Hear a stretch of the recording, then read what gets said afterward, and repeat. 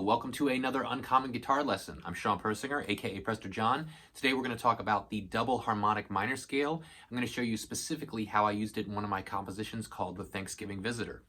Really quickly, before we get to the Double Harmonic Minor, I want to tell you that this song was specifically influenced by two key figures musically in my life. One is Mr. Leo Kottke, that I'll show later a very specific musical example of how Leo was so important.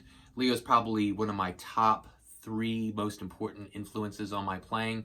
This is a record that changed my life. Has a song on it called Easter, which is the song that inspired this particular piece of mine, The Thanksgiving Visitor. There's more than just the connection of the name, but oh my gosh, if you don't know this record, this is an absolutely life-changing record. I've said that a couple times. I will only say it a couple more times. That there was a few records that really influenced my playing so much that I took big changes and steps towards creating new ideas in my playing based on those albums, but this is absolutely one of them. In addition to this influence, the title of this song, The Thanksgiving Visitor, comes from a friend of mine named Hansford Rowe. Now, Hansford is a phenomenal bass player who has played with some fantastic musicians all over the world. He played with Mike Oldfield when he was a teenager. He played with Gong, and I met him when he was playing with Bon Lazaga in a group called Bon. And Bon and I and Hanny and all became friends. And so Hansford was telling me the story that besides being a phenomenal bass player, he was actually a child actor. And he was in a movie called The Thanksgiving Visitor, where he plays this rough kids from the streets who ends up learning the true story of Thanksgiving. I know it sounds a little bit corny, maybe it is. I've actually never watched the movie all the way through, written by Truman Capote, actually. And Hansford played that part when he was a kid, and as he told me the story, I just thought it was so fantastic. So around Thanksgiving one year, many years ago, I wrote this particular title, this piece based off of the title of that film, that story by Truman Capote, and Hansford's role in it. So with that, let's get into the Double Harmonic Minor, which is, I know, what you guys are here for. One more important detail before we get to the Double Harmonic Minor.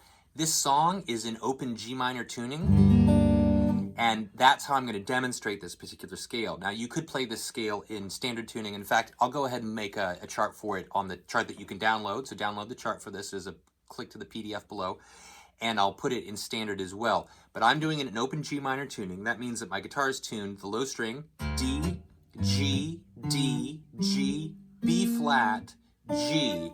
It's a variation of open G, where the B flat string, the second string, is normally tuned to B. I'm tuning it down to B flat for that minor sound.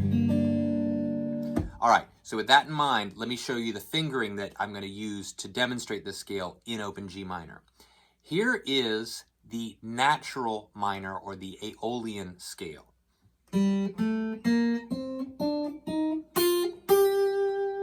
Those notes, G, A, B flat, C, D, E flat, F, G. By the way, I usually don't think about scales in these open tunings. The manipulation of the strings means that I lose my points of reference, so I am doing most of these things by ear, all of them by ear. When I write the piece, I'm going back and analyzing this after the fact. Now, G harmonic minor. G, A, B flat, C, D, E flat. All the same as the natural minor, but finally, F sharp, G. So that F sharp is what makes this the harmonic minor scale. And that F sharp is called the leading tone. Wants to push you to the G. Double harmonic minor changes the 4th note to a sharp 4, sometimes known as a flat 5 in other keys, or also known as the tritone. That sounds like this.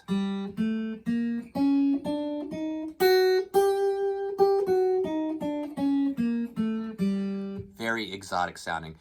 People will tell you that this scale is used a lot in Andalusia, southern Spain, North Africa, the Middle East. It is, but lots of other cultures use it as well. I'll go through that. That's G, A, B flat, C sharp, there's the sharp 4, D, E flat, F sharp, the leading tone, and back to G. In my piece, I'm using notes from both the natural minor and the double harmonic minor. So now I've got 9 notes to choose from. G, A, B flat, C, C sharp, D, E, F, F sharp, G. With all those note choices. Did I get them all in there? There we go. With all those note choices, it just gives me more flavor, more spice to add to my composition, as opposed to sticking strictly diatonic, meaning all in one key, where I only have 7 notes. So I've got these 2 extra notes to play with. Let's look at how I use them in the composition. The first time I use this double harmonic minor, I'm playing this phrase.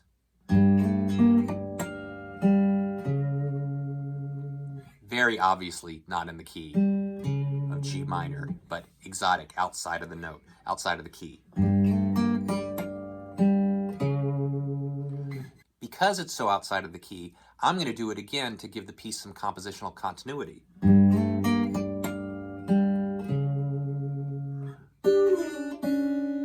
So right there, C sharp, C sharp.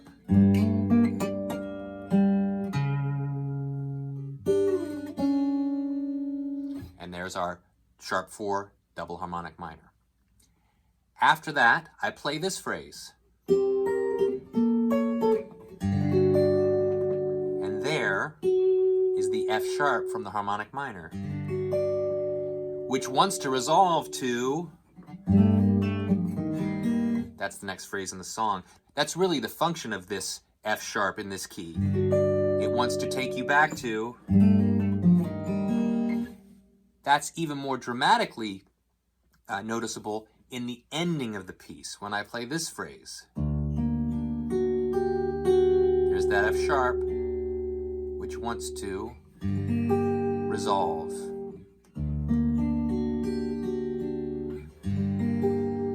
And it's that F sharp note that wants to do that. 2 more things I want to show you. I mentioned earlier that Leo Kottke was a huge influence on this piece, and he absolutely was in many, many ways. Here is the opening phrase of my piece, The Thanksgiving Visitor.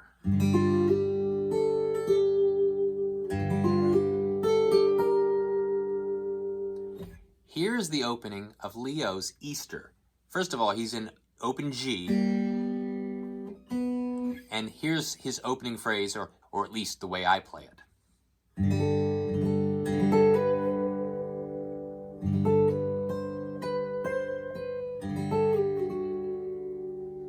By the way, Easter is one of the few pieces by Leo Kottke that most mortals can play. Leo is pretty superhuman in so much of his playing, but this is a piece that's actually relatively approachable. Let me play that one more time. The opening phrase of Easter. And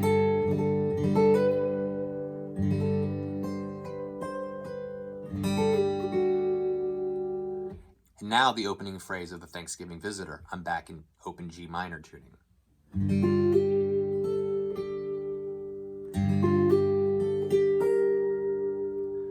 So you can see that the phrases are very closely related into the attack and into my fingering choice. It's really quite amazing what you can do when you play in an alternate tuning. Even in this case, I've only changed 1 note from Leo's original. I've moved my position a little bit, but very much the phrases and the fingerings are very similar, but they don't sound the same. That's something I highly recommend experimenting with. To that point of fingerings and shapes is a little bit of a secret Stairway to Heaven lick in The Thanksgiving Visitor as well. Hopefully most of you are familiar with the opening of Stairway to Heaven, as cliche as it is. It's such a great piece to play. That's the fingering.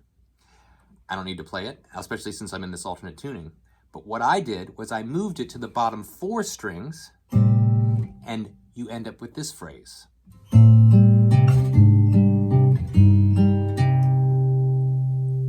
So a little secret stairway in The Thanksgiving Visitor. I'll play that again.